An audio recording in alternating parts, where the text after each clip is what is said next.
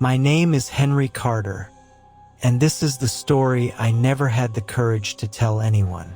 5 years ago, I worked the night shift as a security guard at Greenfield City Park, a place people once called peaceful and safe. After what I saw there, the park was closed without any clear reason in the news. They called it maintenance. They lied. I am telling you everything from my own memory. I still don't understand what really happened, and no one believes me. But every night, when I close my eyes, I still hear the swings creak and the whispers in the dark trees. This story has no clear ending, no neat answer. It is an unsolved mystery that still lives inside that park, and inside my mind. I remember my first night on duty at Greenfield City Park. The air was cold, and the park lights glowed a dull yellow along the empty paths. I walked slowly, my flashlight beam shaking more than I wanted to admit. Everything seemed normal, but it felt too quiet for a city park. It was the kind of silence that makes you feel watched. At the entrance, there was a big map of the park behind dirty glass. I studied the paths, the playground, the small lake, and the old wooded area in the back. A red mark showed "You are here," but there was a faint smudge deeper in the woods. It looked like someone had pressed a finger there over and over. I felt uneasy, but I told myself it was nothing.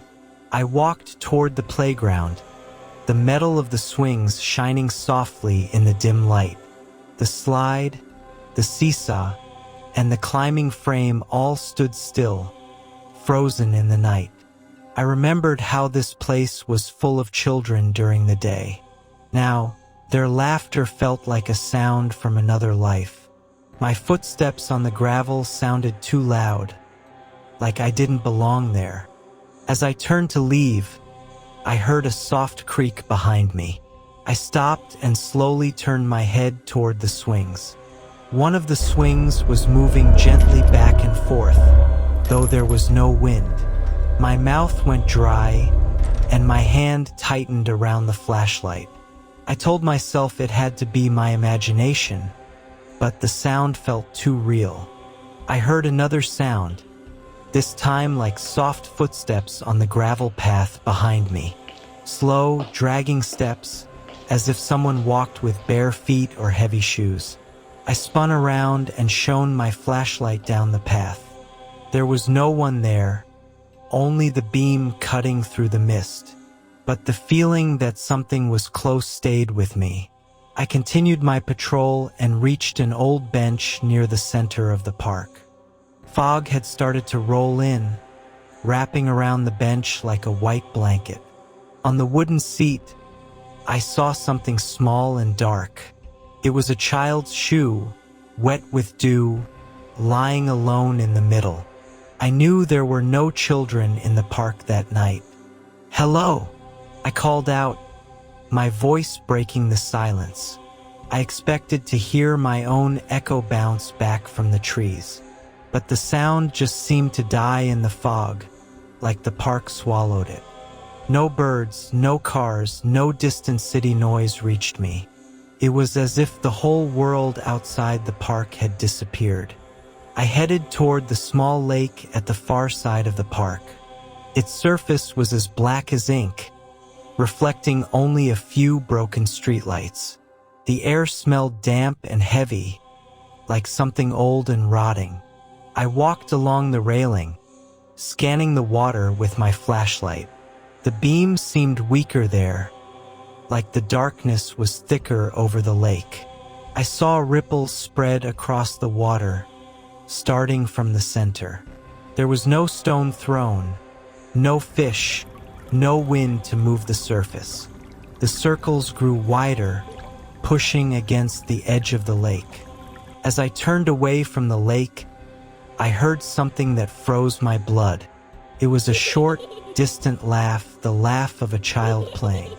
But it came from deep inside the park, where no one should be at night. The sound was light and happy, but it felt wrong in that silence. I knew I had to follow it, even though every part of me said not to. I walked down the main path, but something felt strange about it. It looked longer than before, stretching under the lamps like a tunnel of light. The trees on both sides leaned in, their branches like arms reaching above me. I checked my watch, but barely any time had passed. Yet every step felt slower and heavier, as if the park wanted me to turn back. One of the lamps ahead flickered violently and then went out. The darkness swallowed a part of the path, leaving a black gap between the lights. I had to walk through that shadowy section to reach the playground. My flashlight beam shook as I pointed it into the gap. I felt like something was waiting right at the edge of the light. When I reached the playground again, I saw the swings from a distance. One swing was moving, harder this time, like someone was really sitting on it. In the dim light, I saw a small shadow seated there, legs not quite touching the ground. But as I stepped closer, my heart pounding, the swing slowed. By the time I reached it, the seat was empty, still shaking slightly. I bent down to look at the ground beneath the swing, searching for footprints. I saw only disturbed sand, no clear shapes, nothing I could explain. Then I heard a whisper right behind my ear, so close I felt the air move. It was a small voice saying, "Don't let him see you." When I spun around, there was only the empty playground and the fog. I knew the park had a wooded section at the very back, near the old fence. It was the place marked with the strange smudge on the map. The child's laugh and the whisper seemed to come from that direction. My job was to protect the park, but I already felt like the park was hunting me. Still, I walked toward the trees, each step harder than the last. At the entrance to the wooded area, I found an old, half-broken wooden sign. Most of the letters had peeled away, but I could still read one word, "Closed." Someone had scratched other letters into the wood by hand, messy and deep. I could only make out two words, "Don't follow." I swallowed hard and stepped past the sign anyway. Inside the wooded area, the ground was soft and covered with fallen leaves. There were narrow paths between the trees, but they didn't match the park map. Some paths curved back on themselves, others ended in thick roots and thorns. I walked slowly, marking my way with small stones, afraid of getting lost. The deeper I went, the more the city felt a million miles away. Through the trees, I suddenly saw a dim, warm light ahead. It flickered like a candle or an old lantern, swaying slightly. No one else was supposed to be in the park, and we didn't use lanterns. I crouched behind a tree, watching the light move slowly between the branches. It was as if someone carried it, but I could not see any figure holding it. When I finally reached the spot where the lantern had been, it was gone. Instead, I found an old children's jacket hanging from a low branch. The fabric was damp, dirty, and stiff, as if it had been there for years. On the inside tag, a name was almost washed away, only a few letters left. I felt a chill when I realized the jacket was still slightly warm to the touch.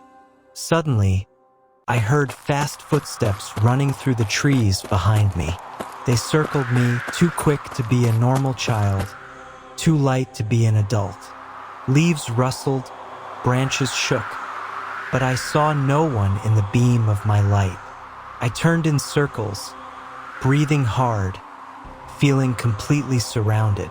Then, as quickly as it began, the sound stopped. The silence hit like a wall. I decided to head back to the guard office to clear my head. Inside, I dug through a drawer of old lost and found papers and reports. At the bottom, I found a yellowed newspaper clipping from years ago. The headline said, "Child missing in Greenfield Park. No clues found." My hands shook as I realized the date was the exact night I had just started patrolling. I turned my attention to the CCTV monitors, scanning each camera feed. Most showed empty paths, benches, and dark trees swaying slightly. But on one screen near the playground, the image glitched. For a brief second, I saw a small figure sitting on a swing, facing away from the camera. When the image cleared, the swing was empty again, and my heart felt like it would stop. As I looked carefully, I noticed something else strange on the monitors.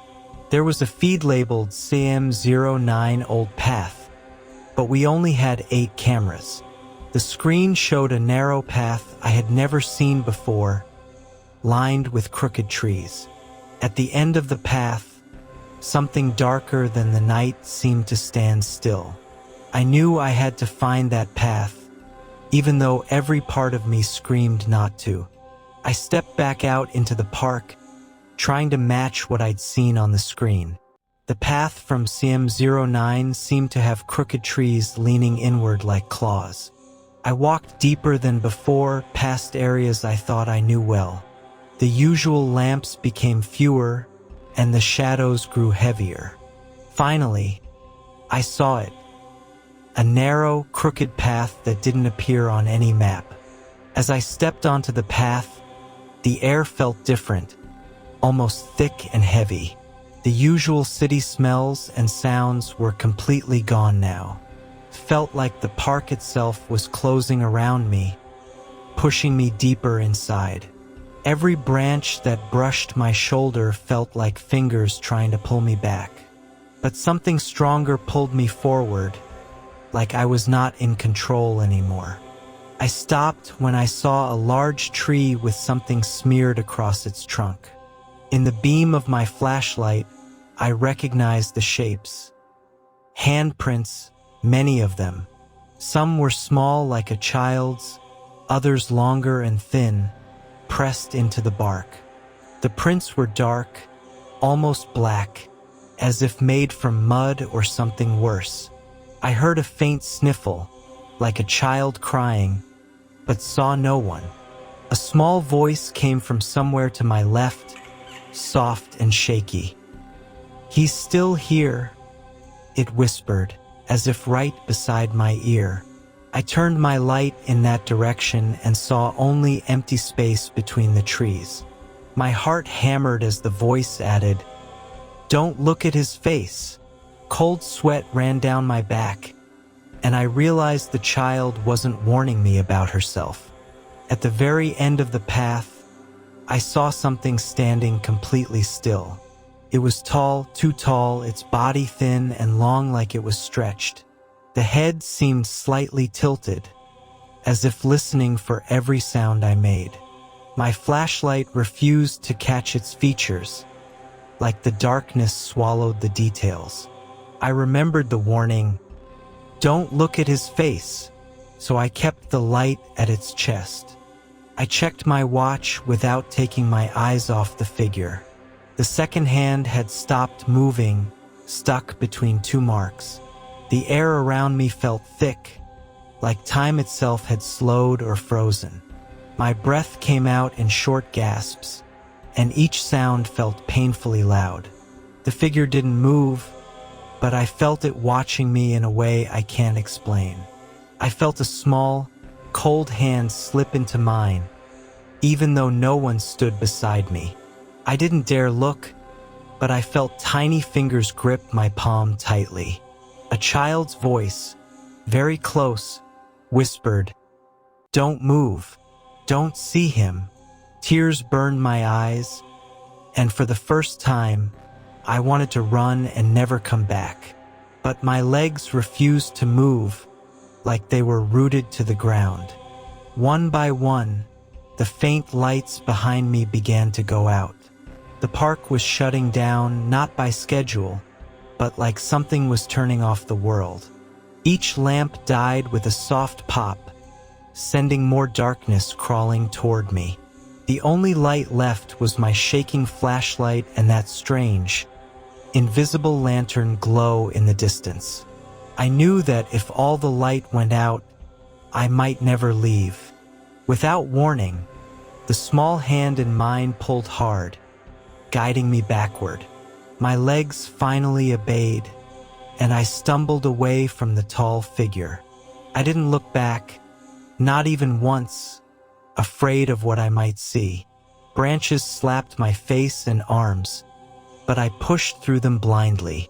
I only realized I'd left the wooded area when I saw the normal park lamps again. Back in the main park, everything looked normal again. The playground was still, the swings unmoving, the benches empty. The lake lay dark and quiet, as if nothing had ever disturbed it. But I knew something had changed inside the park, and inside me, I felt watched, even in the open space, like the trees were whispering my name. I wrote everything down in my report that night, every detail I could remember. I handed it to my supervisor in the morning, my hands still shaking. He read it, then laughed nervously and pushed it back toward me. He said the cameras had only shown static and empty paths all night. They filed my report away as stress-related, and I was quietly told to resign. Greenfield City Park closed to the public a few weeks later, with no clear reason given. People said it was for repairs or budget cuts or some secret government plan. But every time I pass the old gates, I see the swings move on their own in my mind. I never found out who the missing child was, or what that tall thing in the woods really is. All I know is this: the park is still there, waiting, and some nights, I hear a child's laugh on the wind calling my name.